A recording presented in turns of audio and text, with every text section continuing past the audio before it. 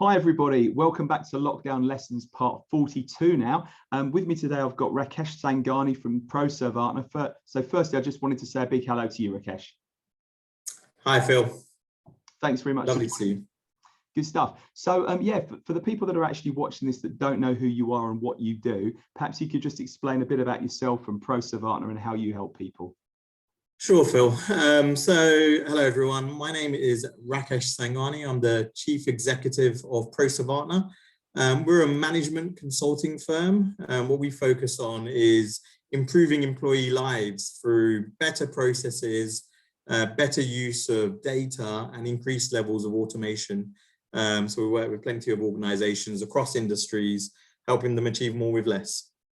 Lovely. Thank you very much. Very succinct answer. Excellent work. So the next question I've got for you, I suppose, is around the situation that we've just come out of. Today's Freedom Day. And as we know, we can all do what the hell we like. Apparently, we shall see how that one goes. But obviously, we've experienced a few issues over the last 17 months. So at what point, if you can cast your mind all the way back to sort of March last year, at what point could you see there may be a problem commercially around that time?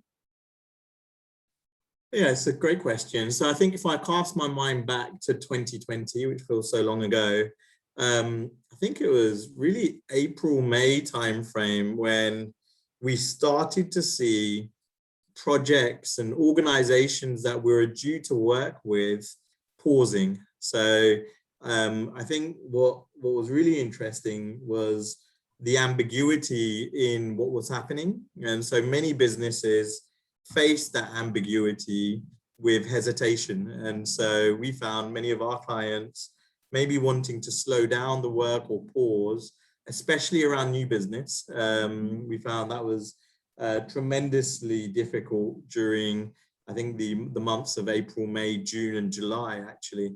Whereas in Europe, I think we all found many businesses were hesitating around spend because they didn't know what the future looked like. They didn't know what was happening around lockdown. They didn't really know how long it was going to be. And when faced with that uncertainty, I think many CFOs, who are the main buyers of our services, being quite prudent, took a strategy to pause on spending.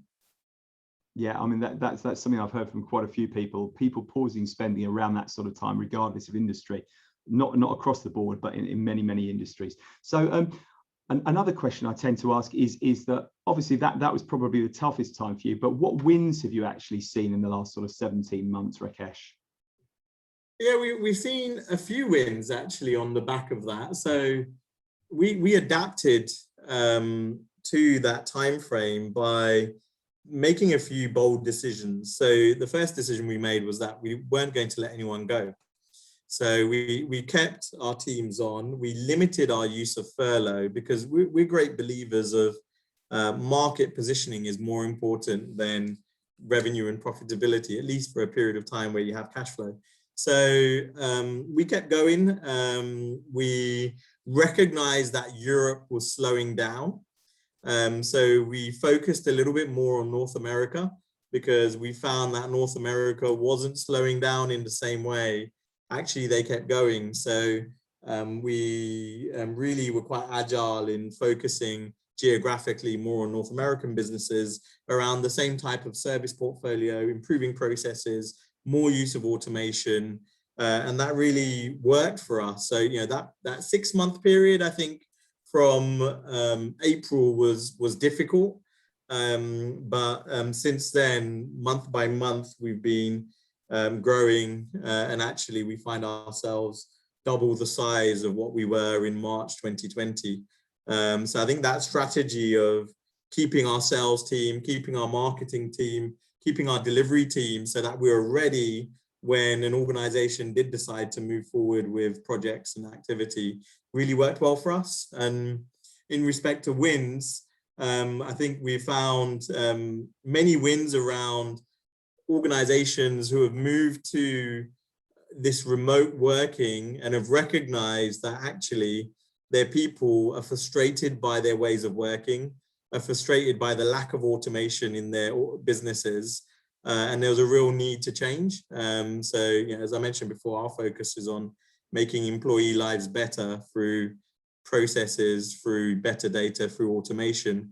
And there just seems to be a much higher demand for that over the last 18 months than I think the 18 months prior to that. Great. So would you go so far as to say you made changes during lockdown that you wouldn't necessarily have made if we were COVID free, shall we say? Definitely. I think geographically focusing on North America more so than ever before was a strategic change, because we weren't getting the traction in Europe. Europe was slow. Europe was not really growing at the pace that we wanted to grow as an organization. So we had to change our philosophy a little bit. We have to change our customer segmentation, our targeted marketing, to really focus more on North America as a region for growth. It is interesting you say that, because I would have just guessed, without knowing, that North America have been in the same mess as Europe. So I would have guessed that strategy wouldn't necessarily have worked. So why do you feel that actually worked better for you? Why is North America different than Europe in that respect? Yeah, I think the culture is different. So I think whilst in Europe we're all very prudent, and in the face of these difficult times, we're all very calculative in terms of what the future is going to look like, pausing, as I mentioned before, in order to work that out. What we found in America is a lot of leaders were a little bit more ambitious around just getting moving, just getting started with a transformation, with an initiative, and with a little bit more, less kind of targeted change, and more aspirational and ambitious. So I think it was a slightly different attitude we found in the US than we found in Europe, which made us really take advantage of that opportunity for us as a business. Fantastic. No, I'm just interested in different cultures and different attitudes that people have had, even though they've been going through the same thing. So that's fantastic. So was there anything you actually did during lockdown differently that you maybe could and should, for want of a better word, have done sooner? Maybe expanding to North America, or any other ideas that you've come up with? Yeah, I think actually the biggest change for us that will definitely continue is the way that we engage with our employees.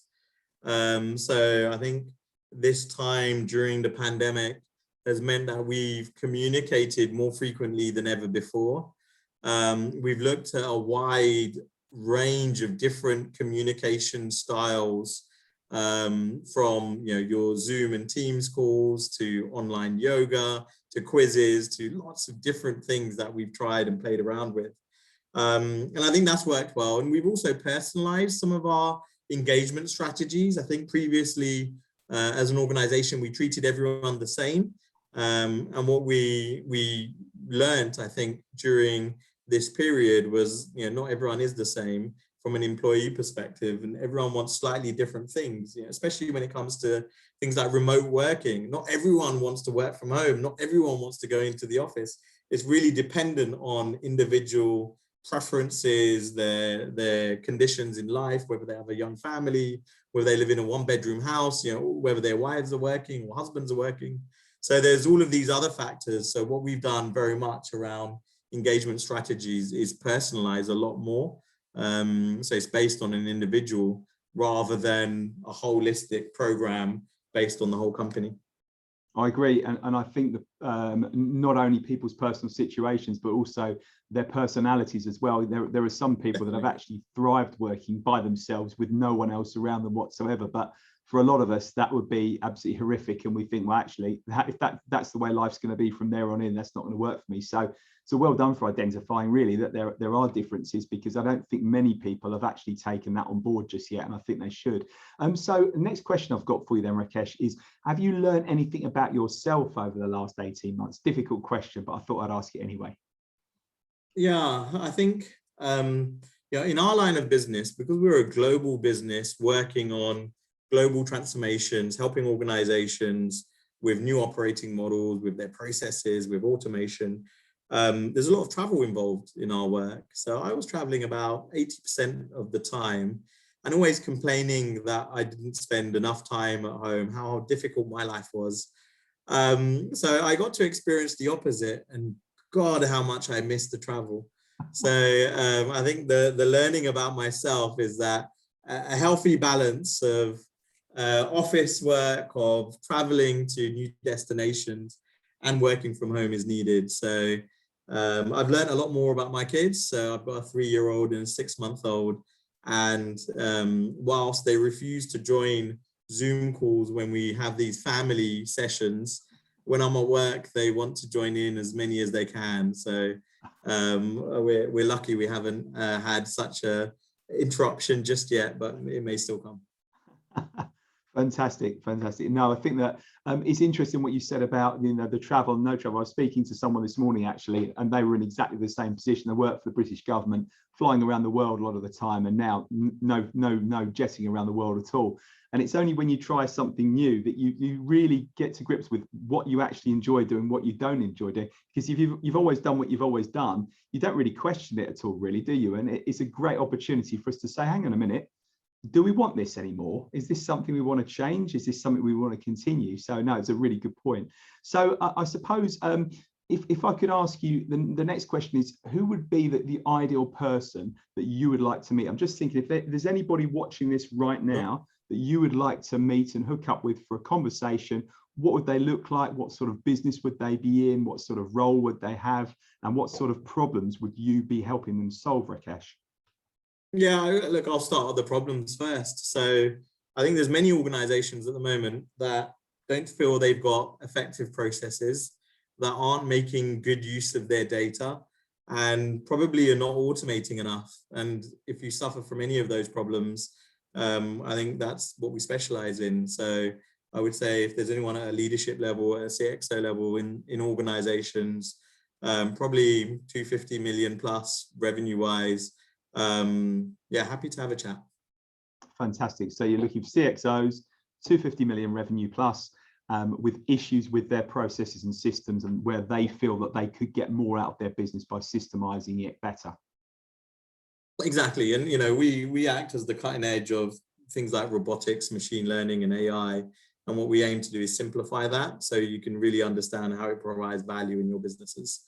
Yeah, it's an area of a lot of interest at the moment, actually. So if there's anyone that wants to understand more or bring it into their organizations, then happy to have a chat. Fantastic. And that leads me to the last question perfectly. How best can they reach you or your team, Rakesh?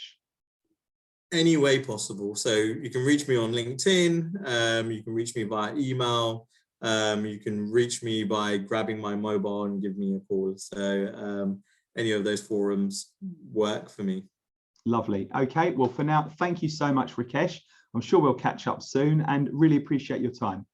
Thanks, Phil. Good to see you again. Take care. You too. Bye-bye.